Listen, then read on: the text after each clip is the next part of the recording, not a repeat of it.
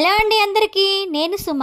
Welcome to my channel Shri Suma మీ తెలుగమ్మాయి. నిన్న తొలి ఏకాదశి రోజు కదా. తొలి ఏకాదశి రోజు అయితే నేను పూజ చేసుకున్నాను ఇంట్లో దీపం పెట్టగానే నాకైతే పక్క ఇంటి వాళ్ళైతే పిలిచారు. ఎందుకంటే వాళ్ళు అయోధ్యకి వెళ్ళారంట. అయోధ్య నుంచి ప్రసాదం అయితే తెచ్చిచ్చారు. నాకైతే చాలా హ్యాపీ అనిపించింది.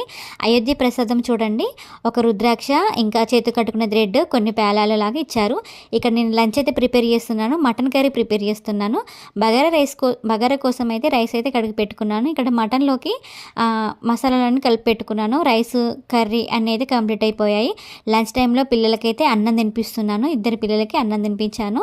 తర్వాత తినేసిన తర్వాత ఈరోజు గోరింటాకు పెట్టుకోవాలనిపించింది. ఇంకా బావ నేను కూర్చొని అయితే బావ గోరింటాకు తెంపించాడు.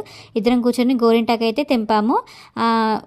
గోరింటాకు రుబ్బు అయితే పిల్లలకి పెట్టాను. తర్వాత డిన్నర్ టైం అయితే అయింది. డిన్నర్ కోసం అయితే పూరి చేద్దాం అనుకున్నాను.